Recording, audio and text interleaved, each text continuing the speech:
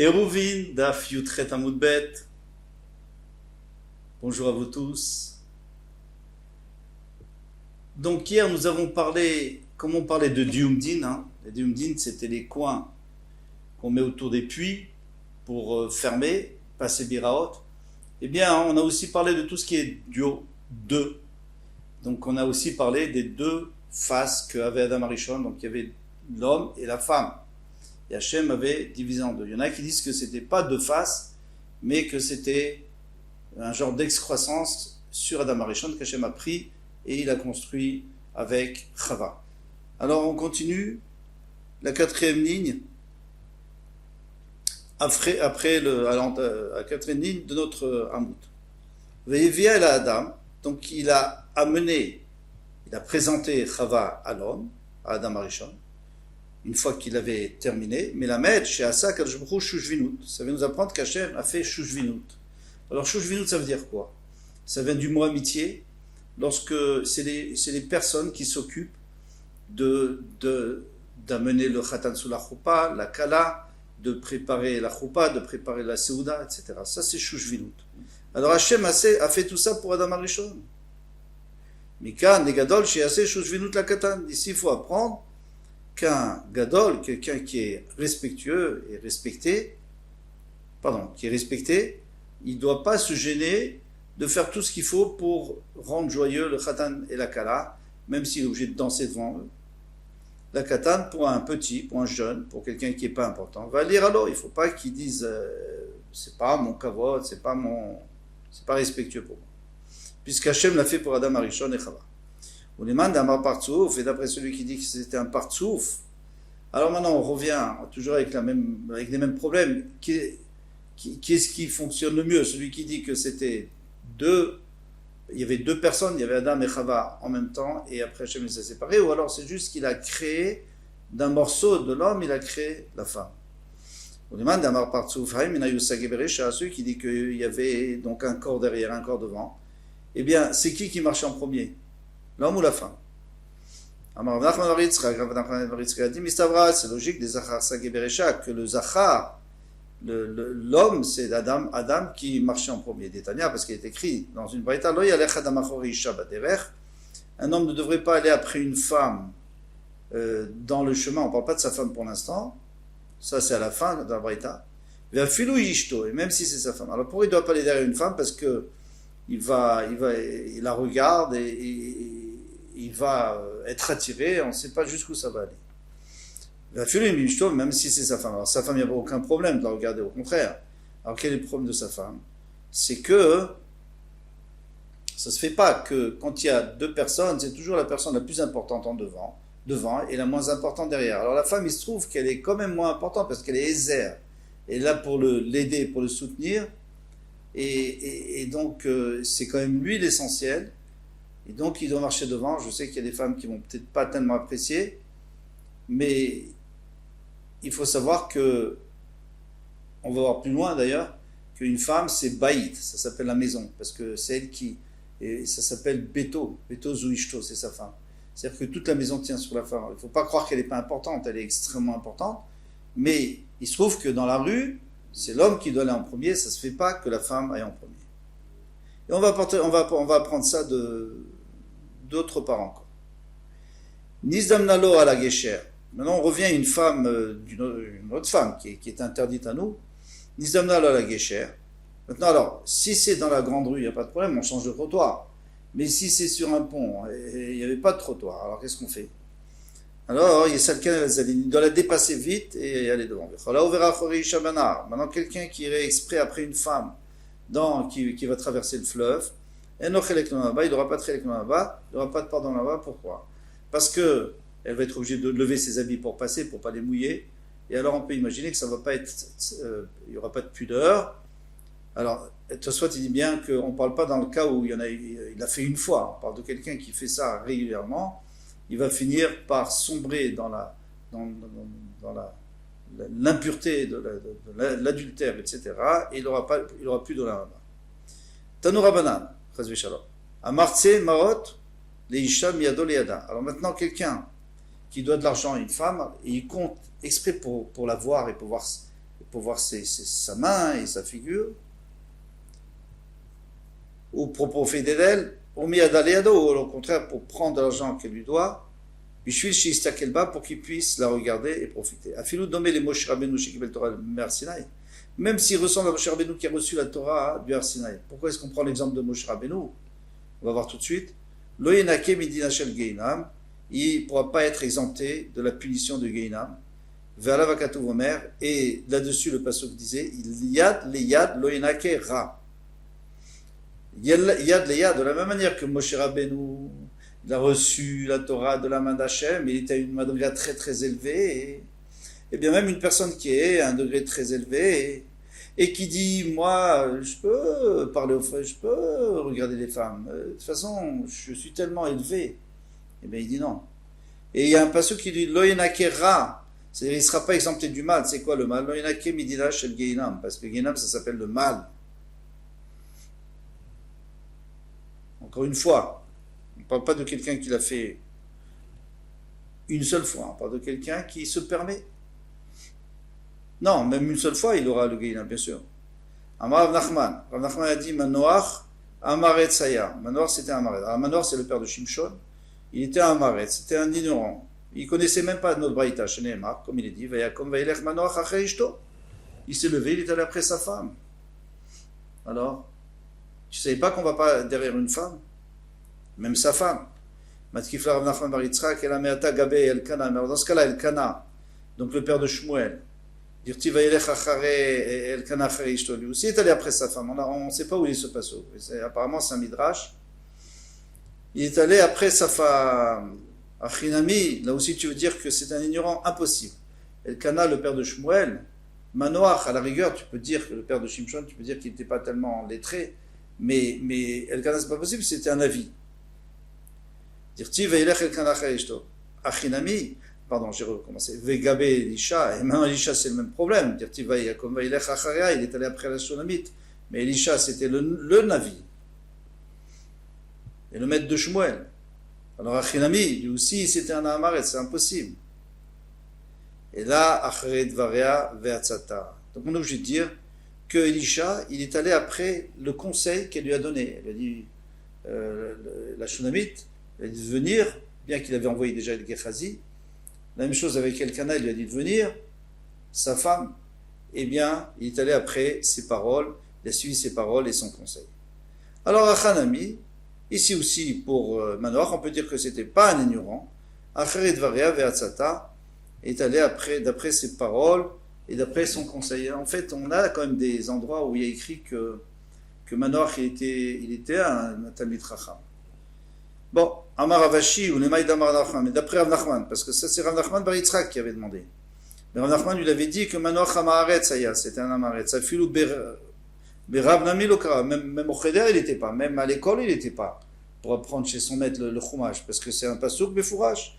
Dire-tu, va takom Rivka, Venarotea. Rivka s'est levée avec ses servantes. Vatir Kavna à l'Agmalim, mais elle a chevauché les chameaux pour venir avec Eliezer, pour rencontrer son mari, son futur mari, Yitzhak, Vatelachna, Achareish, elles sont allées après Eliezer, Velolifneish, et pas avant.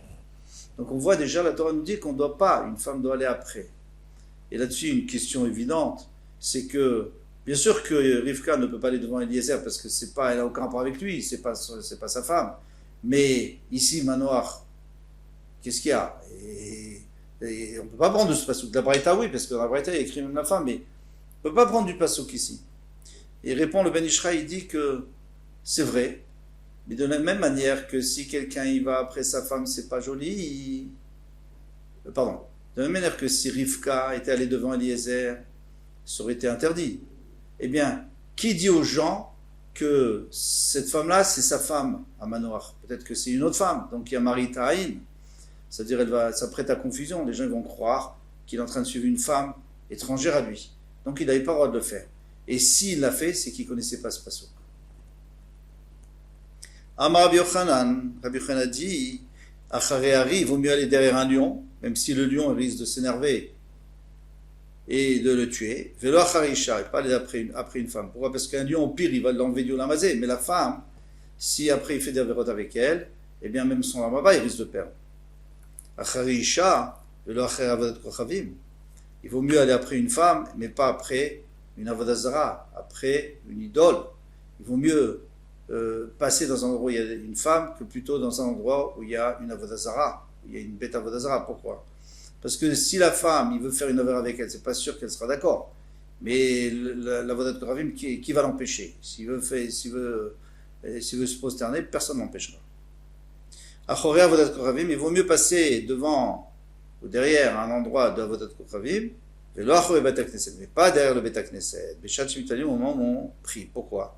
Parce que l'avodat zara, bon, peut-être qu'il va se laisser influencer ou pas, bien que dans le temps, ça a attiré énormément l'avodat zara, l'idolâtrie.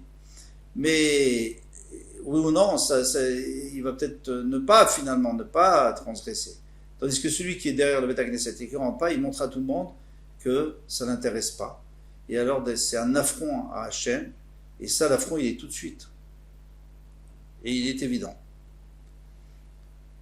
Et puisque déjà on rapporte Ravini Meir Bar Elazar, c'est pour ça qu'on rapporte toutes sortes de choses qui n'ont aucun rapport avec nous. Alors là, on revient à Adam Arishon. Toutes ces années où il était en Nidou, il était en quarantaine. Il s'est mis lui-même en quarantaine. Pourquoi? Parce qu'Hachem s'est énervé contre lui.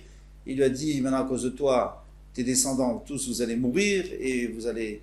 à la sueur de votre front, vous allez manger à la sueur de votre front, eh bien, il s'est mis lui-même en quarantaine. Il dit, si Hachem est énervé entre moi, je dois me mettre en quarantaine. Et Olid, Ruchin, Veshedin, Velilin, pendant ces 130 ans, il a mis au monde, au lieu de mettre des êtres humains, puisqu'on va voir que le premier être humain qu'il va mettre après ces 130 ans, c'est Chet. Donc pendant 130 ans, il n'a pas mis au monde des êtres humains, il a mis au monde seulement Ruchin, Ruchin, c'est-à-dire des âmes, des souffles de vie, sans corps. Veshedin, Shedin, c'est des démons qui ont un corps, comme l'homme. Velilin, et c'est aussi des démons, mais qui ont aussi des ailes qui peuvent voler. Chez Neymar, comme il est écrit, Vayechi Adam, Shloshim Umeat Shana, il a vécu 130 ans. Vayolet, Bidmuto, et après, il a engendré Bidmuto, Ketsalmo. Il a engendré un enfant qui était comme lui, un être humain. Miklal Dadaïna, Lav Ketsalmo, ça sous-entend que jusqu'à présent, il n'avait pas mis au monde des êtres comme des êtres humains. Et donc il avait mis ces diables.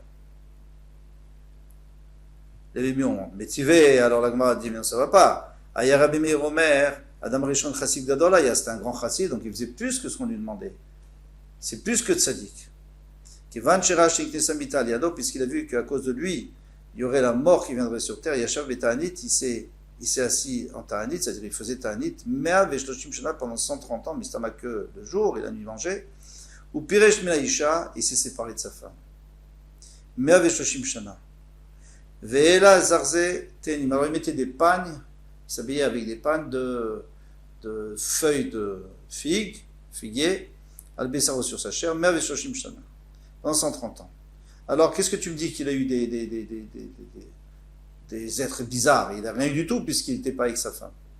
Ici on parle de la shirvatzera, donc de la semence qui est sortie contre son gré quand il dormait peut-être pendant ces 130 ans. Eh bien ça a créé tous ces démons. Il dit encore autre chose. On peut dire, c'est-à-dire si on veut dire une partie de la louange de quelqu'un devant lui. Et mais quand il n'est pas là, on peut tout dire.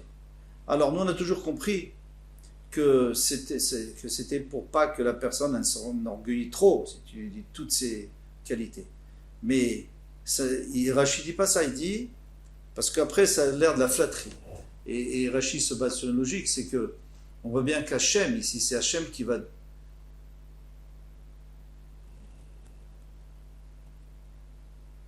Pardon. Vikulo shelo befanav, et tout si c'est pas devant lui.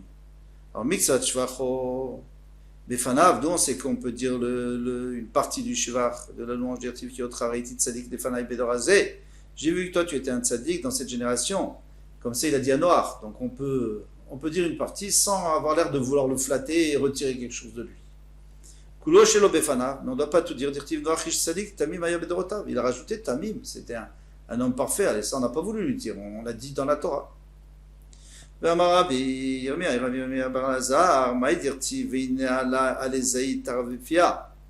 Et voici que la Yona, donc la colombe, lorsqu'elle est... Noach l'a envoyé pour aller voir s'il y avait des endroits où il y avait, pouvait se poser. Elle est revenue avec une feuille d'olivier dans sa bouche. Amra Yona, alors pourquoi elle a pris une feuille d'olivier? Elle aurait pu prendre une autre feuille. Amra Yona, la Yona a dit, devant Hachem, maître du monde, je préfère que ma nourriture soit amère comme l'olive ou la feuille d'olive qui est très amère, mais que ça soit transmis entre tes mains, c'est-à-dire que c'est toi qui me nourrisses. Pas doux comme le miel, et que je dépende d'un être humain, comme de Noach, par exemple, avait dépendu de lui pendant 1 an. Pourquoi? Parce qu'on voit, ici, on voit dans les mots, on voit Mesurim et Tluim. Pour Hachem, on dit que c'est transmis entre ses mains, et Tluim, c'est-à-dire que ça dépend. Quand on dit dépend, c'est-à-dire qu'une fois il te donne, une fois il te donne pas, une fois il te donne en retard, une fois en avance. Tandis qu'Hachem, c'est toujours lorsqu'il faut, et même si des fois c'est amer, eh bien, le préféré. Et donc on sait, parce que Tivacha Taraf, ici écrit Taraf, c'est-à-dire qu'elle était dans sa bouche, elle avait une feuille, et Tivata Matrifeni Lechem Chouki, donne-moi à manger mon pain de tous les jours. Donc, on apprend d'ici que le mot Taraf, ça veut dire la nourriture, la parnassa.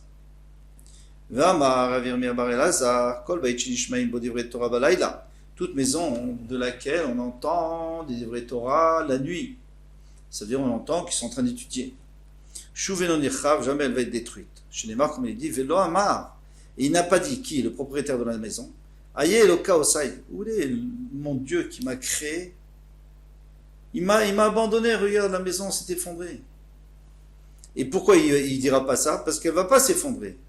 Pourquoi? Parce que Noten Zemirot Balaïla, il a donné des Zemirot, des chants la nuit. Alors la Torah, c'est pas un chant, hein. C'est David Amelech, il l'a dit, mais c'était pas bien. Mais ici, il veut sous-entendre que comme un chant la nuit on l'entend dehors, là aussi la Torah on l'entend dehors, parce que la personne, elle est vraiment investie dans sa Torah et elle lit fort. Alors pourquoi c'est tellement important la nuit? Et pourquoi on ne dit pas une maison où on étudie la journée? Alors Rambam dit que la majorité de la chokhma, de la connaissance de la personne, c'est ce qu'il apprend la nuit. Pourquoi? Parce que le jour, c'est normal d'aller... c'est le travail de chacun, il y en a qui travaillent, il y en a qui étudient. Tandis que la nuit, c'est le moment de détente, d'aller se coucher, d'aller dormir, ou de se promener. Et lui, qu'est-ce qu'il fait? Il étudie. Eh bien, les fum tsaragra, selon la difficulté, la récompense. Et alors, il aura sa Torah, elle a beaucoup plus de valeur. Ça ne veut pas dire qu'on peut dormir toute la journée et aller étudier la nuit. C'est pas ça. C'est qu'en plus de la journée, il faut rajouter aussi la nuit.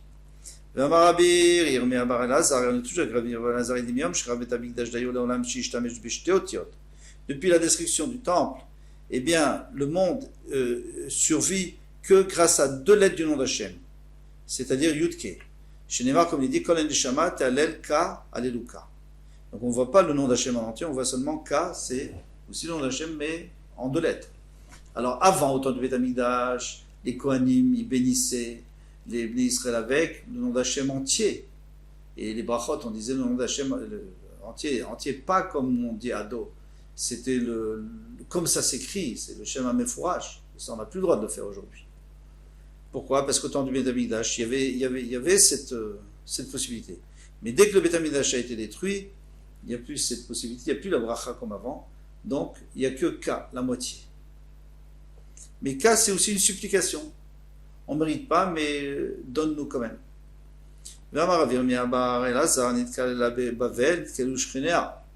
Lorsque Bavel a été maudite, alors Bavel c'était après Nebuchadnezzar, après tout ce qu'il avait fait, il a détruit Beth Amikdash, exilé d'Israël, massacré. Eh bien, les voisins, ils ont aussi souffert, tout le monde a souffert. Pourquoi? Parce que malheur au rachat et malheur à son voisin. Yitkale Shomron, Yitbarechu Shchenea. Mais lorsque Shomron, donc Shomron c'est une partie d'Eretz Israël qui a été